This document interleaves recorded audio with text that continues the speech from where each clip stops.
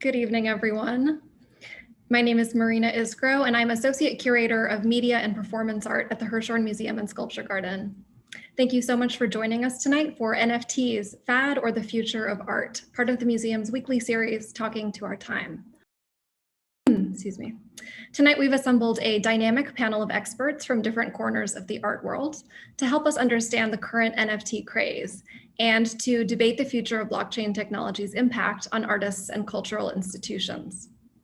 I will keep my introduction very short, but just want to clarify a few points before we get started.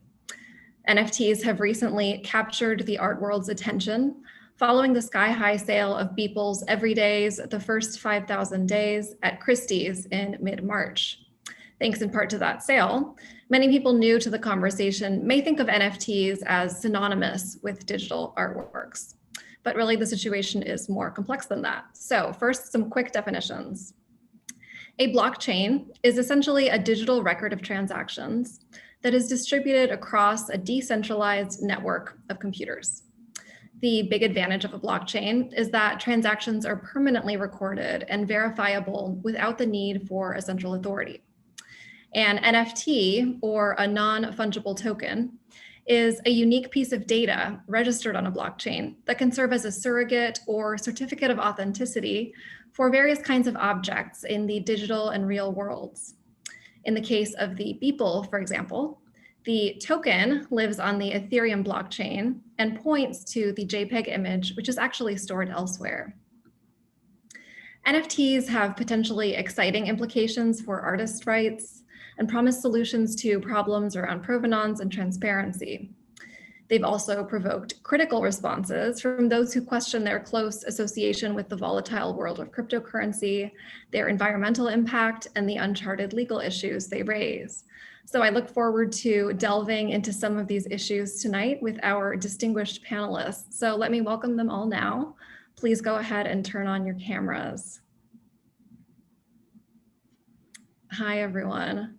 So I'm going to introduce everyone very briefly, and I'm going to go in alphabetical order.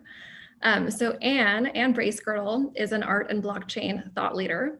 She is currently head of sales US for Convelio and co-founder of the Art Antiquities Blockchain Consortium. She previously led digital strategy at Superblue.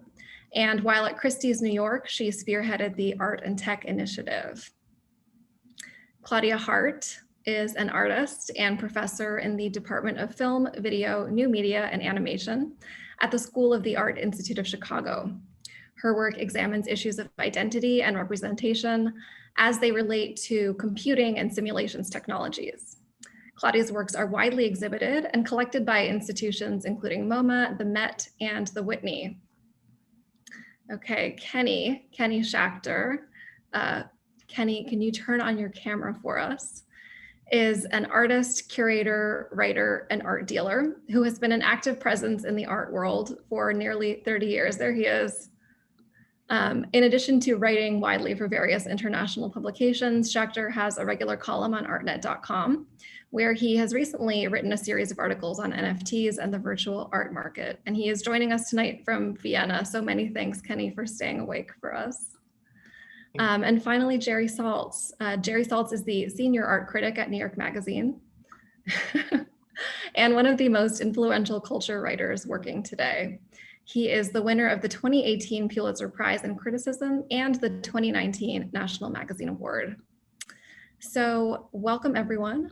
Tonight, we'll be speaking for about 40 minutes, and then we'll open it up to audience Q&A. So if you'd like to submit a question, you can do that at any time throughout the talk by using that Q&A button on Zoom. So with that, I think we'll kick it off with a question for each panelist. And I want to start with Jerry. So Jerry, as we all know, your day job is as a critic, but you recently waded into the NFT market. So you minted an NFT together with Kenny and auctioned it off for charity. So could you tell us what that experience was like? There it is. Hi, everybody. I'm really honored to be here and with these panelists and any of you at home watching this. Thank you. Thank you. Yes, I am an art critic. I know nothing about NFTs. cryptocurrency, or poetry. But it doesn't mean that I can't immensely want to delve into whatever the form is, country and Western, ABBA, or an Indian raga, or idiot NFTs. My NFT, which I immediately thought of to call Kenny Schachter, because he was the only one I thought that would know how to do this without, I don't know, craziness. It was actually a response to the obscene, grotesque price that the bad Beppel fetched at some auction at Christie's or Sotheby's. People like me don't even know the difference of the houses, but and the racism and the xenophobia and the sexism and the homophobia in the 5,000 images. I was appalled, like everybody. And I thought, fuck that, man. And I'll make an NFT with Kenny. And we did.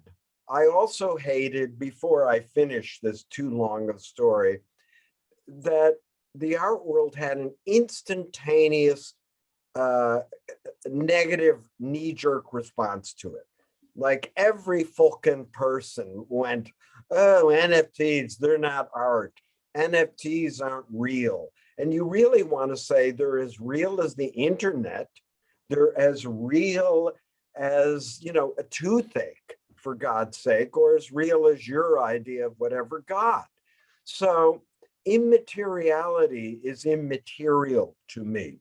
So I guess we'll talk about it later. We made this, I got this Instagram, I learned how to make it talk, and we turned my first 10,000 Instagram posts into this idiot NFT. And we'll talk about what happened with it and the reactions later. But yeah, I'm a one-time artist. I'm a blue chip artist who sold one work of art for $95,000. And every penny of it, you guys, before you hate Kenny and me, every damn dime of it went to cancer or suicide prevention. So thank you too. Thank you, Jerry. So Kenny, I want to turn to you now. You have written a series of articles on NFTs for ArtNet, and in one of them, describe yourself as cynically idealistic about their potential. So I wanted to ask you what got you interested in the topic of NFTs and what do you find exciting about it? Thank you again. Thank you for having me as well. And the title of this discussion is, are they bad or are they the future? And I think they're both and neither at the same time. Are NFTs the future of art? The future of art is art. Good art is good art, no matter in what form it rears its head. So I think that really, and is it bad? It's no worse or better than a painting, a sculpture, a video, or any other form of art. It just is. So on the positive side, I'm, let's say, deep into middle age, and I've been trying to make art in one form or another for 30 years. And often I employ digital means to make it. And this I've been doing since the early 90s, making animations, digitally created videos, and even computer prints on vinyl back in the mid 90s. Because the art world is so conservative, and you could see by what Jerry mentioned, this knee-jerk reaction, the art world has a fear of everything that's not itself. So the reaction was kind of absurd, that all of these objections that were immediately raised were really the province of the traditional art world as we knew it. Complaints about the environment. Well, no one ever complained about single-use wooden crates to ship a painting from one location and back, and the crates get thrown in the garbage. No one complained about an 80-foot Damien Hirst bronze sculpture and the carbon footprint that such a thing would entail. Or for that matter, flying all over the world to see a bunch of fungible idiotic art fairs that we all felt the fear of missing out if we didn't hop on board, me included. So anyway, also talk of money laundering and NFTs as currency and the lack of an easy way of viewing or not viewing them. The majority of art bought and sold in the contemporary art sector these days are stored in free ports and not looked at either. Me personally, because the art world is so quick to pigeonhole and categorize people, a dilettante used to be something that was looked favorably upon historically. I write, and I have been doing so for 30 years. I've been teaching, starting at the New School. Right now, I'm teaching at School of Visual Arts, New York University and University of Zurich. And I've been making art since the beginning, and I've had to resort to buying and selling art to make a living, not by choice, but by economic necessity. Never in my life did I ever think to see the day that I would have a windfall. I actually sold NFTs for profit, unlike Jerry. But when I first got involved, unlike most people that think about NFTs, or the typical notion one would have is money, money, money. But when I started in September, before anyone in the world other than digital makers knew what it was, most people still don't, I had no intention of using it to make money. I did it as a way, as a digital art maker, to have a way to disseminate my work into the stream of commerce. I made all of $4,000, and I was wildly grateful for that fact. Also, the art world, most people in the art world, and it grew to be me included, would never characterize myself as an artist, because the art world thinks that because I do teaching and writing and I've sold art to resort to make a living, they wouldn't even call me an artist. And it got to the point where I wouldn't call me an artist. And not that I don't value money for money, not in the least. I've never basically done I would do everything I do for free in the art world. More often than not, I do by default. But anyway, to wrap it up, I did it a second time when I was writing my first feature on the subject for ArtNet, and I sold 550 pieces in about 10 minutes and made more money in those 10 minutes from art and that I had ever made in 30 years of practicing. And for the first time, even though the criteria is completely stupid, I felt maybe I am an artist because people cared enough to buy it and collect it.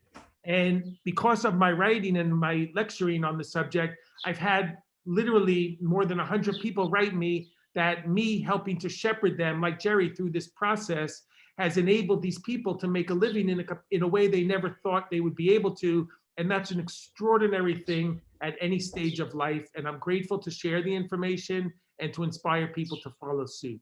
And there was nothing bad about that process for me. Great, thank you, Kenny. So now I wanted to turn to Anne for a different perspective. Anne, you've been working on issues related to art and the blockchain for several years, and you co-founded a nonprofit that's actually tokenizing objects of cultural heritage. So could you tell us a little bit about your interest in the technology and kind of what you see as its most promising applications? Yeah, definitely. And thank you again for including me. And yes, I'm sorry to anyone who's watching or listening and hoping that we only talk about NFTs in their current in the current iteration as fine art, because for me, the most potential lies in blockchains potential to serve as a foundation for the industry. And I became so excited about blockchain itself after 8 years of being a specialist at Christie's and realizing like that all of the guiding principles of blockchain technology are directly linked to the biggest issues within the art world, right? And like could crystallize, like could revolutionize particular problems that we see over and over again, right? So simplified transactions, increased transparency, increased trust, increased security, empowered users, like all of these elements that guide blockchain can simplify so many processes in the art world that make it so difficult to engage and to be a buyer or a seller or even someone who works in the industry. So for me, the NFT that has the most potential is an NFT as a token for a physical piece of art or for related as an identity for a human, for a collector or a seller, et cetera. And so for me, if blockchain's potential to serve as a foundation on which all institutions transact and on which all pieces in the industry, serve on the same foundational, essentially like the foundation of our industry. And then similarly, all collectors and people who engage in the art world would have a digital identity that links to their pieces. It would just simplify, it would consolidate provenance, it would consolidate value. There would be opportunities to create automatic collection management systems. So yeah, for me, the real potential lies in blockchain's capacity, not necessarily as NFT in the way that we're currently seeing it now. Great, thank you. Okay, and then Claudia, you have been creating digital art for decades and played a key role in bringing a feminist perspective into that field. So a few weeks ago, you published a feminist manifesto of the blockchain, and I was hoping you could tell us a little bit about that. Okay, to backtrack, I want to add something not in the question, which is that I have been working in a space which is experimental digital art since the mid-90s, as Kenny talked about. It's been there, and we're talking about NFTs, but NFTs, the reason why this is great and why I wanted to write and think about it is that the NFT is the tip of an iceberg of a giant space in which people do many things. And as you mentioned, the token refers to a thing outside of it. So it's not, when I think of what is NFT, I think of the entire landscape of practitioners who work with digital art. So that's that. And you asked me about the manifesto. So in the fall, I did a show with Bitform's Gallery, in which I imagined the centerpiece of it was a kind of game world in which I imagined myself as making forgeries of Picassos and Matisses within a game space as these little models, 3D models within the game space. And so I started thinking at that point about forgery and copyright and how these evolved in history. And then thinking, well, if I was forging these things, I could also make them real. I could make them authentic within my imaginary world by blockchain, by putting them, tokenizing them on the blockchain. So that was in the fall, and I became obsessively involved in thinking about making real, what it means to make that you can, in a very abstract way, authenticate something in an ontological way. You can take an imaginary space, which is a digital landscape, and identify it as real cryptographically. You can give birth to this real thing. So the manifesto was talking about identity, how we can invent our own identity, including a gender identity, and make it real through a smart contract in a way we can authenticate ourselves by giving birth to ourselves through minting. So not minting, yes, minting. See, the mining minting thing gets confusing. That's true, it does. And we're gonna have to talk about that later when we talk about environmental issues, because there's a lot of concern about that. And we'll talk about that soon. But I think first I want to back up a little bit because you mentioned smart contracts. And kind of one of the big promises of NFTs, obviously, is that they can help solve certain issues around artists' rights that have been at stake and debated in the art world since the 1970s. On the other hand, we've seen some people argue that the NFT market is sort of just replicating or reproducing the inequalities of the traditional art world. So I would love, especially the artists on our panel, Claudia and Kenny, to tell us a little bit about where they fall in that debate. I don't know which one of you wants to start. I'd like to pick it up because it's related to what I was saying about my community, which is the alternative media or digital or whatever. So you also asked in the questions to talk about a couple of shows that I'm currently in, NFT shows, and they're both sitting on platforms, experimental NFT platforms that are addressing just exactly what you asked, which I can't even remember exactly what it was. But one of them is on Feralfile, which is a platform that is created by Casey Rios, who's also a digital artist. And the other one is Left.Gallery, which was an artist-run space, collaborated with Transfer Gallery, and they both created shows. That one, the Transfer one is called Pieces of Me, and on Feralfile, it's called, I have to look at it, the Bardot Unpacking the Real. So it's about levels of reality. And those things are absolutely involved in the idea of a share economy. In other words, the profit thing is 100% for the artist. So in the transfer show, which was Wade Wallerstein curated it, and it's Kalani Nicole's Transfer Gallery, the shares are 100%. 70% go to the artist, and the other 30% is shared by all of the artists and whoever else worked on the project. And that is resale, because we're talking, you mentioned the idea that the artists get, I don't know if you mentioned it, but one of the good things for all art is you can resell. And when it's resold, you still get a share, as Kenny mentioned, right? Or you could decide not to resell. And in this case, artists get 50% as opposed to the 10% that most get. And in the feral file, it's the same idea. It's an artist-run platform. The artist gets 70% and 30% are shared by the other artists, get copies, and the people who are running it who are also artists. So that's great. Yeah. Thank you. Thanks for telling us about those. Okay. Kenny, was there anything that you wanted to add in terms of sort of pros and cons for artists? Well, I mean, you talk about gatekeepers and access, which are some of the key elements of an artist getting a foothold into the dissemination system of contemporary art. And again, there's good and bad in both sides. And the digital art world, and in particular NFTs, a lot has been said in both. So in a way, the digital art world and the traditional art world, let's call it, they're really two parallel universes. So it's completely untrue that NFTs are decentralized and the artist can take control of the market. And yes, you can go to OpenSea or Rarible, and anyone could, for a relatively small price of transaction fees called gas fees, you can mint your own NFT without any intervention. And also there is the incredible 10% residual function in the smart contract that the artist in perpetuity could participate in the resale.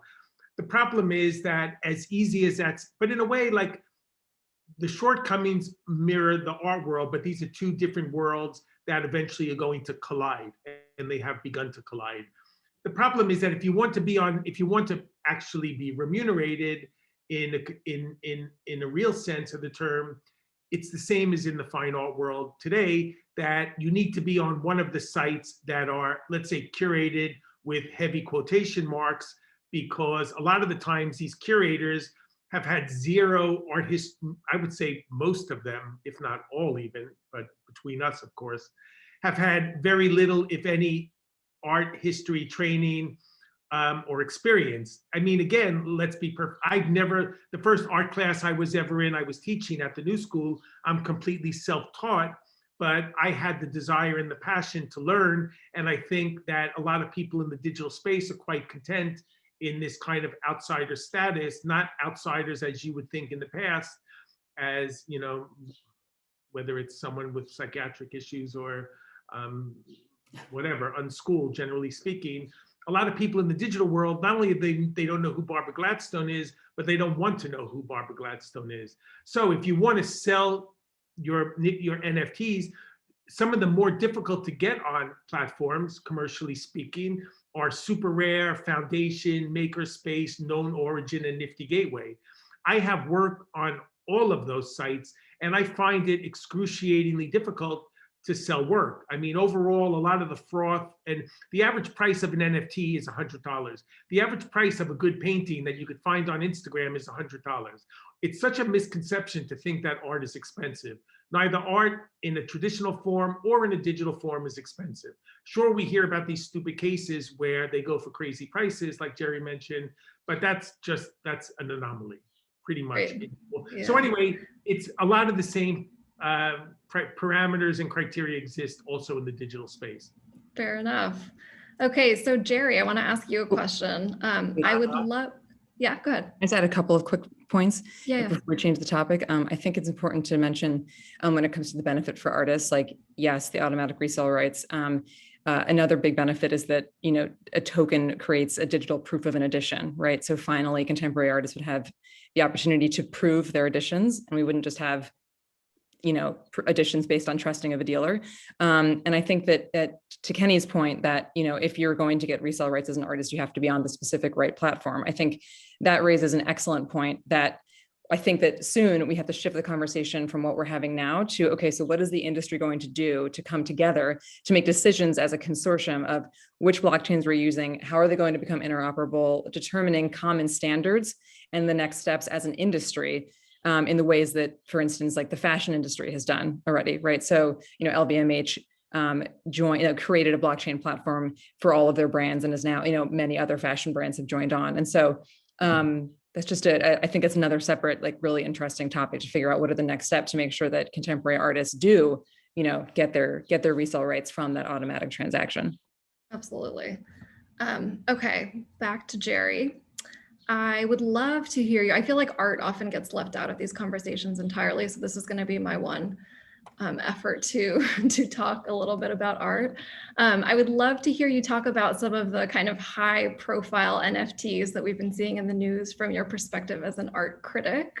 Can we talk about an NFT aesthetic as well as an NFT as a tool or not? What do you think? Yes, as with art, NFTs are the good, the bad, and the very bad. They have their own almost street aesthetic. Kenny just referred to NFT artists as outsiders. What I see so far is a lot of crap. That doesn't mean I'm right, and you NFT artists listening to me have to shoot me. As I posted online, an NFT artist hit me on my left wrist and broke my watch crystal on Hudson Street and 12th Street. He walked past me and said, "I'm an NFT artist, you asshole," and hit me at my wrist. And, I'm sorry. So why I say most of them are bad is because they are conventional in one of the following ways. They're either sort of screensaver or kind of GIF, animation, sci-fi, a little, male softcore porn of like women,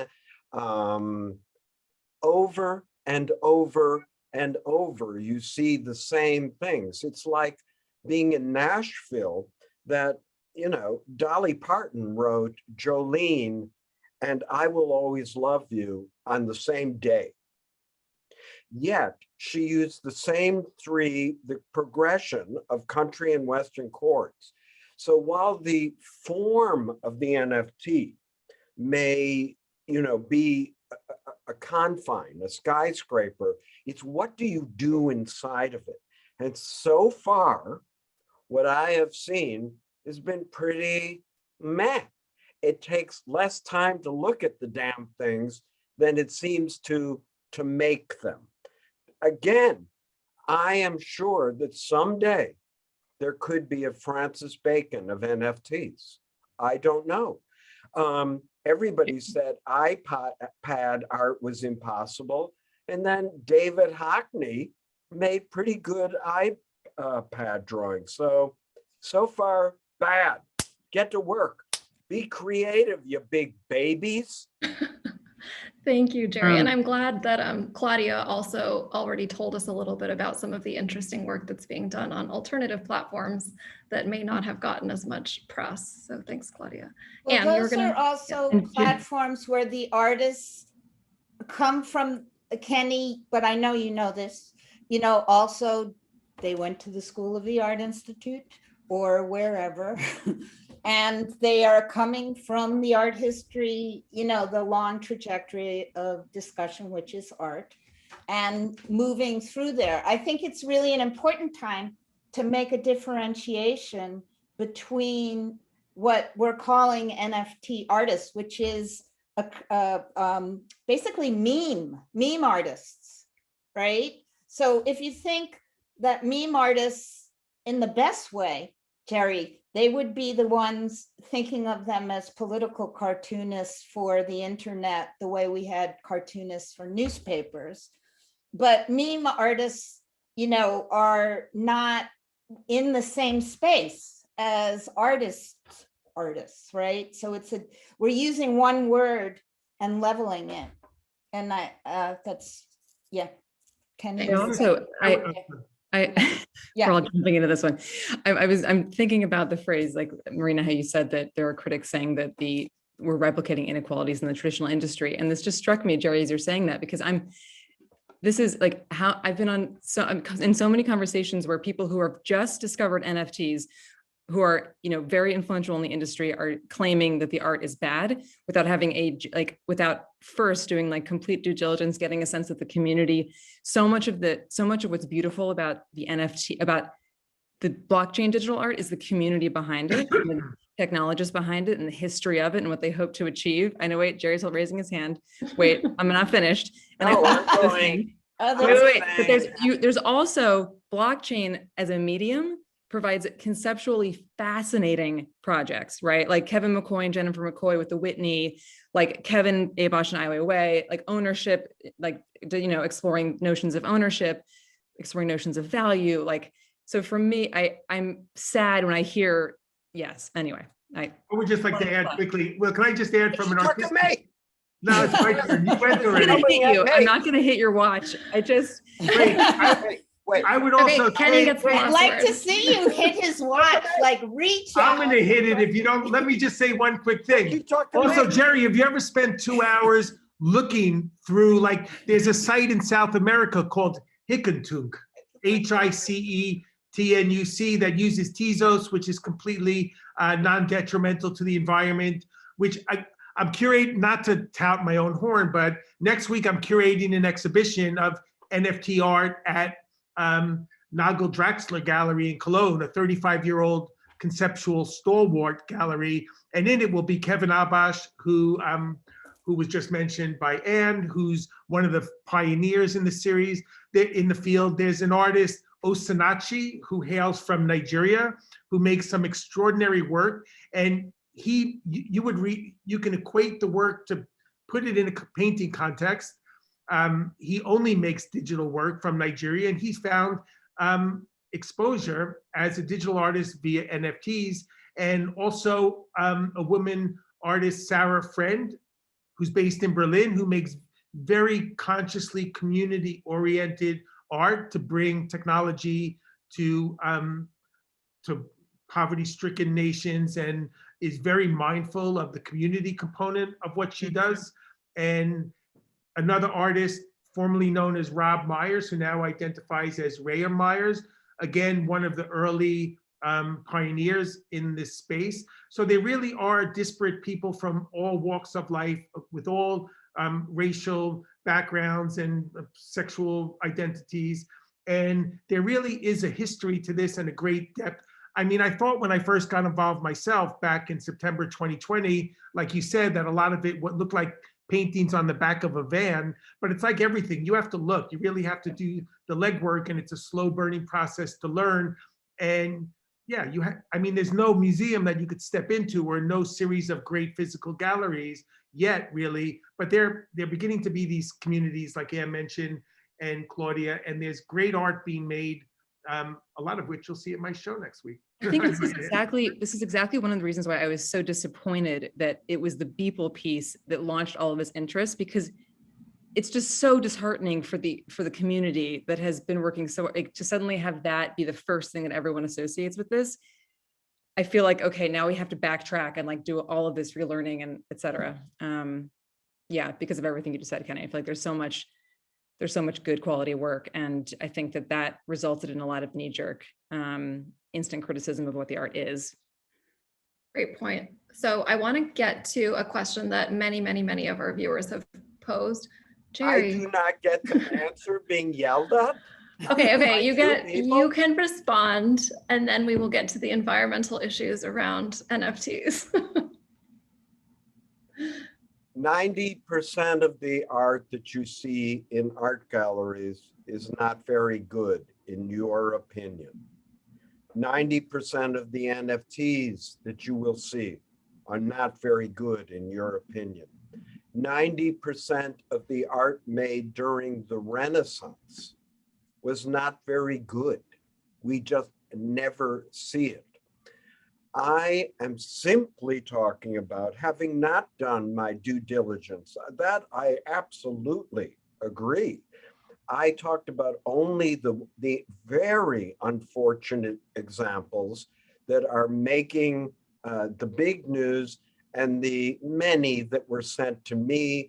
And my overall impression, which I am sure is wrong, but this world feels way too male to me.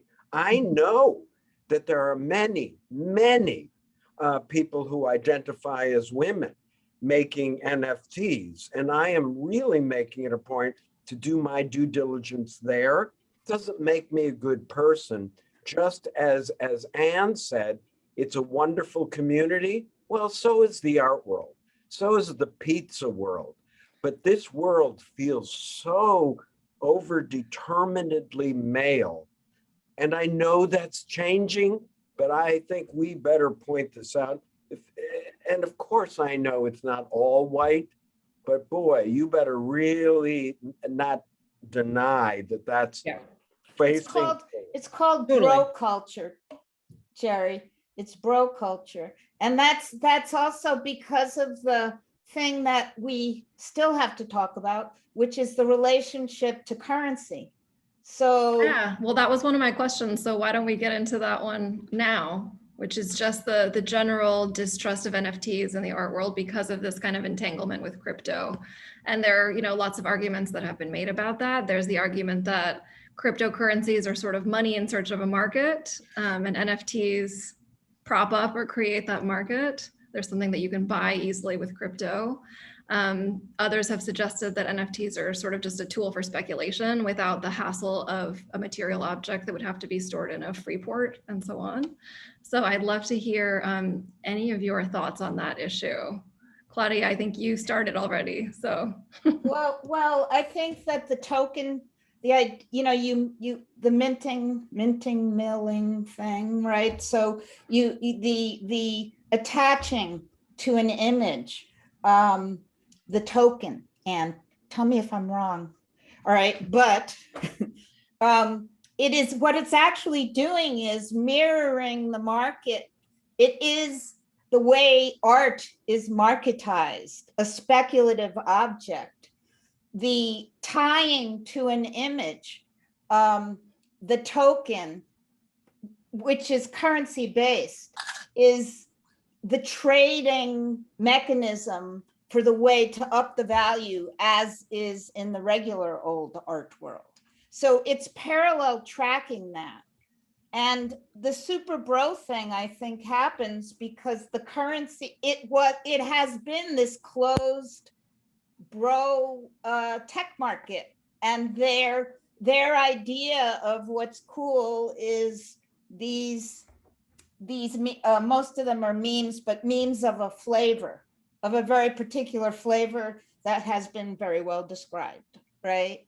So it's sort of the currencies, because they need to distribute in order to accrue value, they seized on art because the art market already existed.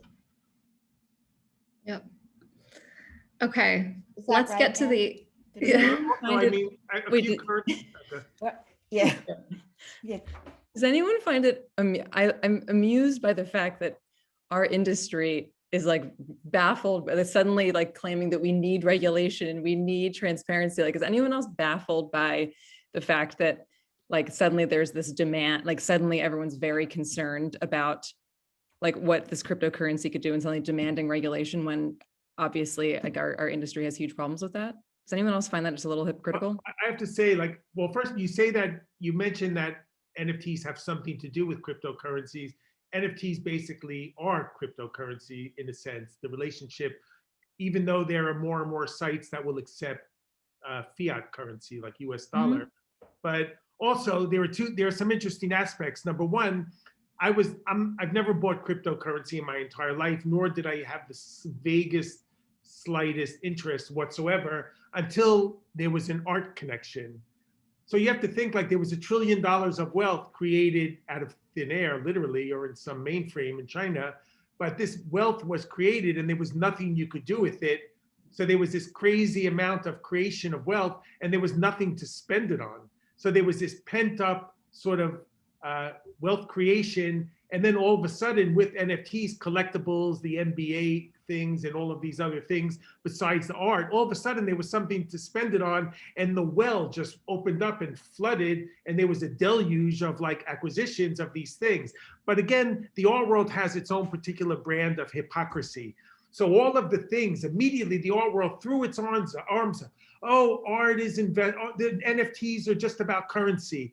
It's all, you can never see your NFT. The majority of art that's bought and sold next week at Christie, Sotheby's, and then in June in Phillips, it all gets stuck and never sees the light of day because it's in a warehouse. People see more of their art on their computer and their phone. Most people never refer to their art when it's in a free port, not until it's sold and they look at the invoice or something. So again, like the art world was pissed off that a dog was pissing on its tree, and they all of a sudden the art world says, oh, this is about speculation and this is only about money and this is about money laundering and tax evasion. That was the purview of the fine art world as we knew it 6 months ago. And that's the first thing that they're all seizing upon, complaining. And it's really it's a parallel universe. It's a lot of change. And the only thing that's changing, it's all the same. I mean, really, there's no differences. It's just another thing. And the art world is being very protective of its own territory. Okay, thank you, Kenny. Great. I think it's also like if I'm hoping that we can move beyond focusing on the currency and focusing on blockchain technology as a very boring, foundational technology that can create supply chain management for all of the artworks and create like just simplify the way that we transact back and so the hope is that we can just move on from that association and dig into what the technology actually does. Yeah, thank you. So I do want to touch on the environmental question and then jump into Q&A because we have so many great questions coming in. So if we can keep this concise, although it's a gigantic issue, many of our viewers have posed questions about the environmental impact of NFTs. And I wonder if one of you could kind of summarize the concerns for us and also the viability of any efforts that you've seen to make NFTs greener or more environmentally friendly. Anne, do you want to do that? Sure. So the majority of NFTs are minted on the Ethereum blockchain. And Ethereum currently has a consensus mechanism. So the way that that each block is created on a single chain, the mechanism that makes that happen is called proof of work. And it is that consensus process that is very compute intensive and has become an environmentally, like at this point, like is hugely problematic. Ethereum is planning to switch to a different consensus mechanism called proof of stake that is significantly more environmentally sustainable. And so I think we will see that, and I've also read about different consensus mechanisms that are being explored. And the one initiative that I wanted to mention that I've seen that I'm excited about is this founded by Jason Bailey, who is a longtime thought leader in this space and digital art expert. And he has created on Gitcoin, he's created an initiative that will gather projects that explore the different blockchains that are available that are working sustainably, and will promote like just knowledge about that. And he's doing a lot of R&D to create essentially just like one major resource for the community to just educate themselves on which blockchains we should be using in the future, et cetera. So for me, his green NFTs project is I think, really notable. Great. Thank you, Anne. So let's dive into these questions. We have 30 questions, so we're not going to get to all of them, but let's try to get to a few. So the first one I want to read is from Joey Orr. And Joey says, doesn't the NFT further the tired concept of the authentic original that artists fought so hard to combat through the many waves of institutional critique and different forms of dematerialized art? Isn't blockchain more interesting than the way that the NFT is being taken up right now? So I don't know if that's a question that Claudia might want to answer or someone else. Well, I think that's what we've been talking about, that the digital art is not what we've been talking about as a currency trade object, right? It's a space in which artists do many, many things. And as speaking as someone who's been in it for 25 years, it's not really, I will agree with you, Kenny, it's not really cool when you can't earn any money whatsoever for your practice. And maybe this idea of the aura of the authentic real that's safe is a cultural construction that is now being endowed on those of us who've been working in an ephemeral mediums, who were functioning outside of the market, totally. So we have less rage against it because it's something that we have not participated in for the most part. It's sort of out there. So these are also cultural constructions about what's good and real, the real thing, the true thing.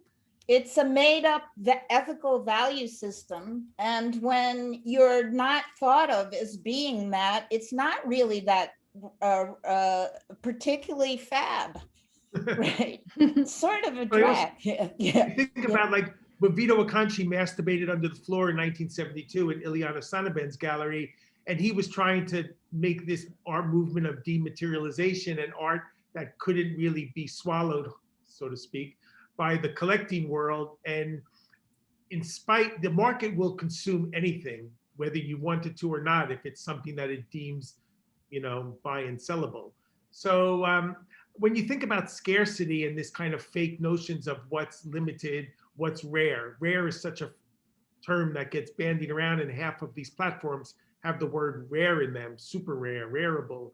But the fact is, like, what does that even mean? All of the art I've ever made in my life, and still to this day, is free on Vimeo and YouTube. And all of the digital photographic imagery that I make is on my archive in a high-res version. I don't care what you do with it. And if someone wants to buy it, then they buy really a certificate of authenticity registered on the blockchain. And the image is basically in the same place it was before we started. And the fact is, like, if Richard Prince, bless his soul, like, if someone rocks up and buys a nurse painting for $5 million, and then he takes a silk screen and runs it on canvas again and makes another, that's an exact replica. So what is unique? Or a photograph outside the edition. It was spoken about before that this is the first way by Anne that you could create scarcity and like control of an edition, but still you could mint something 400 times that's unique and an edition of one. So really, and then when Alec Baldwin wanted a particular Ross Bleckner painting, well, Ross painted him another one and backdated it, but that's yet another story. So anyway, it's a matter of intent, and there's no easy, simple answer for any of it. Yeah, great. Okay, next question is from Christina Leifson. She says, I would be interested in a discussion of who the Art NFT buyers are. I've heard that more often than not, it's Bitcoin/cryptocurrency investors, and that Silicon Valley types rather than art collectors per se. Is that true? And if so, what can we deduce from that? Anyone have thoughts on that? Who are the buyers? I'm happy to jump in. Yeah, I do think, again, like there is this, I heard from someone at Christie's that, something like 80% of their bidders for the Beeple piece were first time buyers to Christie's, right? I think, yes, that there's, the familiarity with the technology, the familiarity with, like, again, collecting something that is more aligned with potentially like your own particular interests or the industry in which you work. And I remember thinking when I was still at Christie's, there's always been this sort of eagerness in the industry to, like, how do we tap into the tech sector, right? How do we expand our buyers who are engaged in technology? And I remember thinking, like, if you're working with media that they, not to generalize, but like may understand more, or innately like more, like familiar with that. And if we're engaging technology even more seriously as a medium, like, could that be a way to naturally engage them? And so I think it kind of goes to Kenny's earlier point of like these two like parallel functions, right? Like there's traditional industry and then the traditional market as we know it. And then, this digital art world that is more accessible and more understandable for certain people. Actually, the Winklevoss twins were quoted when they bought their first CryptoPunk as saying it was the first piece of art they ever bought because it's the first thing they could understand. And I think there's something really interesting to that. And it'll be really interesting to see when the two kind of collide. If they will, I don't know. I think we'll see what happens there. Well, Yeah. as someone who shows in a digital gallery, I will say that Steve Sachs, whose Bitforms is his gallery, and he has gotten many people like that, Anne, who say, oh, there's digital art. What you got?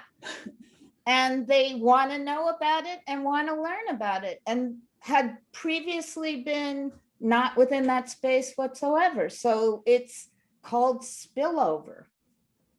There's already a term. Yeah.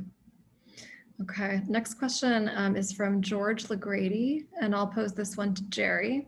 He would like to know who purchased your NFT and why.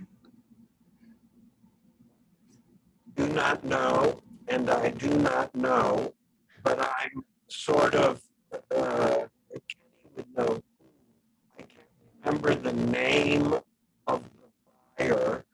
I think they bought it because they might have thought, because of my notoriety and Kenny's, that they could use it as some sort of publicity to promote something.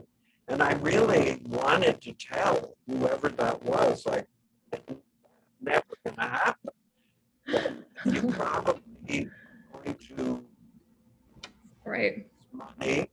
I should add that I have still been unable to convert the crypto blockchain currency, and I am not sure what it is called.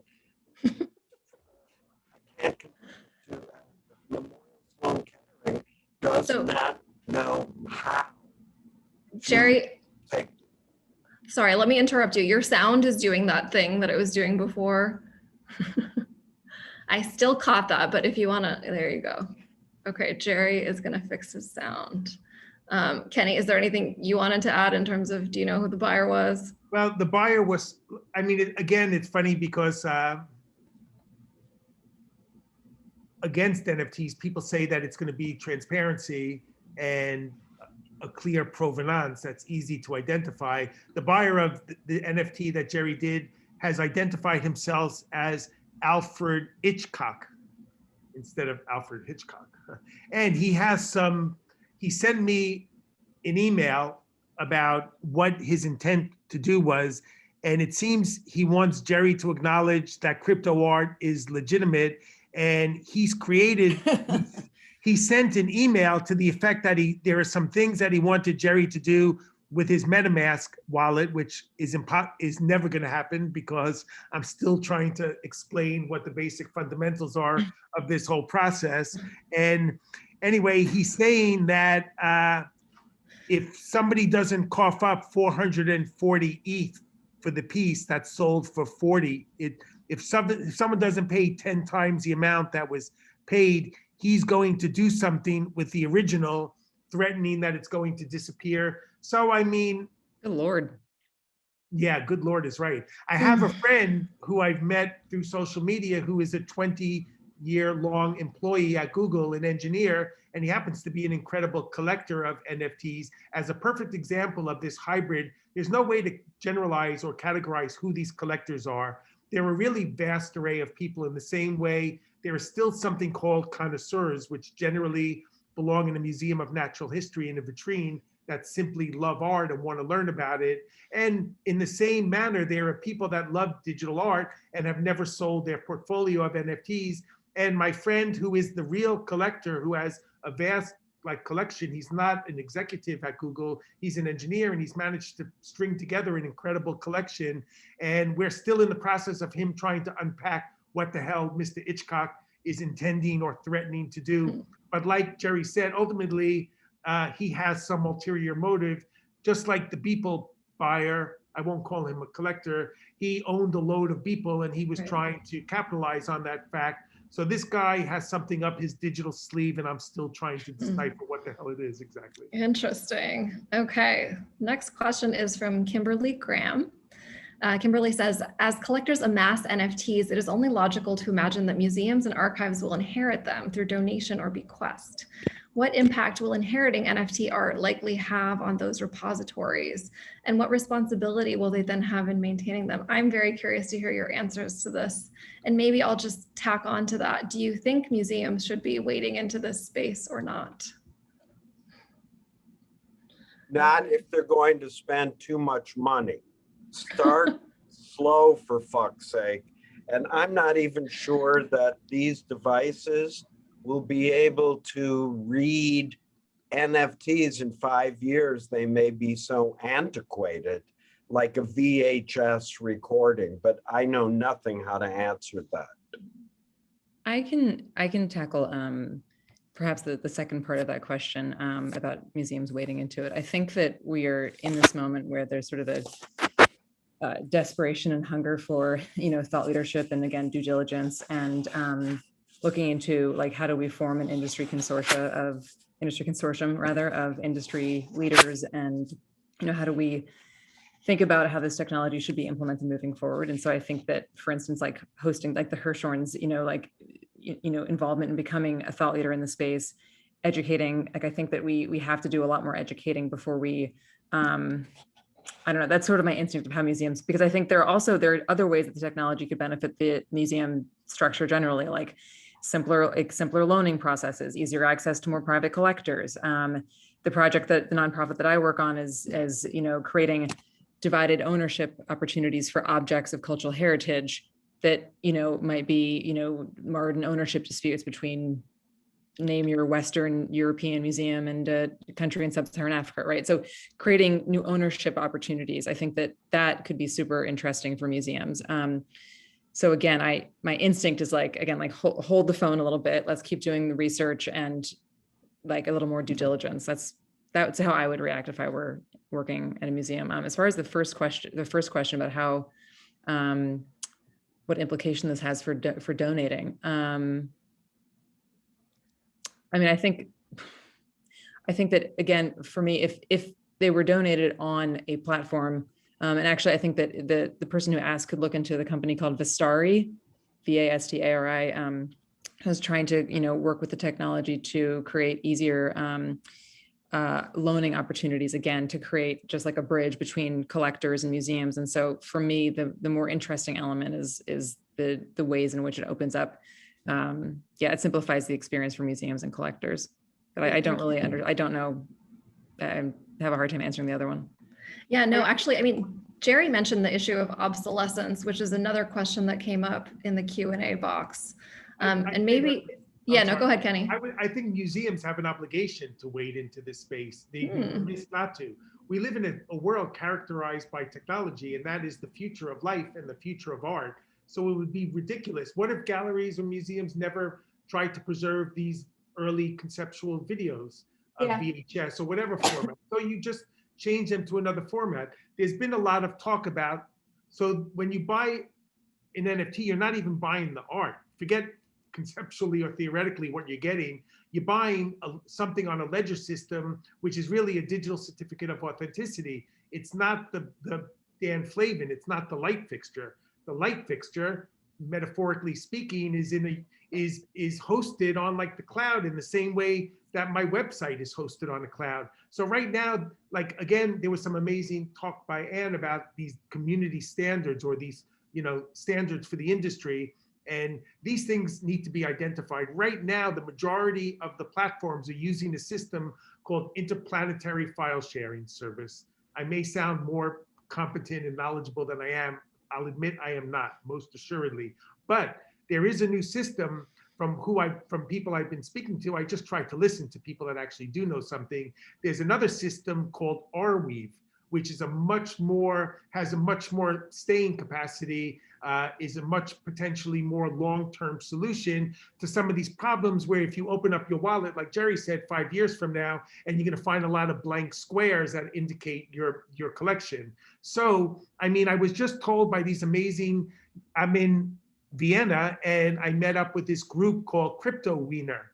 As funny as it sounds, they're a bunch of very young kids making some really interesting digital art that also harks back to the history of the blockchain, not just NFTs. And they said that there's something called mint base. And instead of when you mint on OpenSea, if you're an art maker out there, instead of just minting your NFT on OpenSea for the same exact price or access of entry, you could mint it on Mintbase. And Mintbase is another system where your NFTs would show up in your account on OpenSea, but it uses Arweave. And Arweave is a tokenized storage system which has a much greater longevity already. So all of these, look, we're in a wildly fluctuating world. Look at the politics, look at the social dilemmas that we're in. And technologically, I say that it's compressed time with like dog years, where like 6 months, yet a year in technology space is like 7 years in real life. And it's really exciting just to be on the cusp of what's happening. And it's normal, this type of thing. This is the new normal, and museums would be foolish to ignore it at any stage. I want to also add about Namjoon Pike, right? So the idea, there's a cottage industry which is producing those tubes, the cathode ray tubes. So although those TVs don't exist anymore, and digital conservation began with the cottage industry, which is known as the Namjoon Pike business. And I just sold the work to the Whitney, which consists as a component of a VR, which means they had to buy the computers, freeze them, the software, the headsets, right? The software used to make it, and the software that I produced, and make a copy of it and put it in the basement, right? That's like Namjoon Pike, right? Where you have to do that. So it's not totally over the top to think that you might keep those phones, hold that phone over there and migrate the stuff in the cloud. And the planetary stuff problem is you have to pay dues with it every month. And what if, you know, or they go broke, right? It's a business.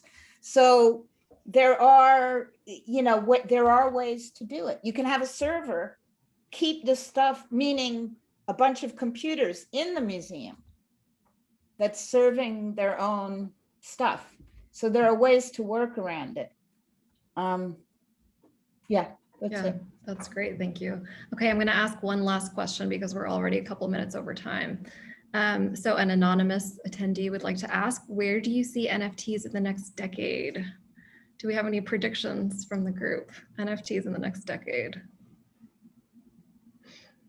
I think NFTs will be where painting or sculpture or macrame or, you know, it's a tool, it's a medium, it's a genre, it's a form, and it depends what people do with them as art.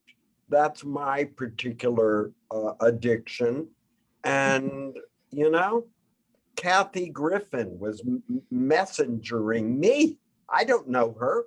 Yesterday night, like about NFTs. And I said, the fuck I know. I would say that, like, in the way that there's been, like, Tupac is on tour giving concerts and in projected holographic way, man, I could see, like, in the future, I mean, during lockdown, COVID has been an incredible human catastrophe and tragedy, and I've been a long haul sufferer myself. Thankfully, I'm vaccinated now. And in Europe, I mean, I'm going to Germany, they're still under complete lockdown. It's crazy, but I just think that, like, with these, sooner or later, that with, like, you know, technology was accelerated probably by 10 years, our assimilation during COVID. And what passes for technology in the backward-looking, archly conservative art world is OVR. What's an OVR? I would say it's a glorified website, but it's a shitty website that hasn't changed in 100 years. I mean, there's nothing profoundly, you know, technological about a website that has static JPEGs. So I think like you'll be able to buy a computer file and project a 3-dimensional sculpture in your house, or you can get these things incredibly 3D printed from a file that you buy. So I think like, you know, whatever the imagination can imagine. The reason I could barely ever read fiction is because what happens in real life is so outlandish and so crazy and over the top and unimaginable at the time. But there's a lot of people smarter than me, and I don't know, you guys seem a lot smarter than me as well, but doing crazy great things. And I think that whatever you could dream of, 3-dimensional work, why not? How come at this stage you can't go visit a gallery and walk around a painting and kick it and touch it and project it into your living room? These are all the things that are going to change. And instead of, you know, you look at an NFT from now, and behind Anne are these like ridiculously ancient looking CryptoPunks. The reason they're so coveted is that they were the first. They were the first NFT that was created with artificial intelligence on the blockchain as a collectible thing divorced from a game.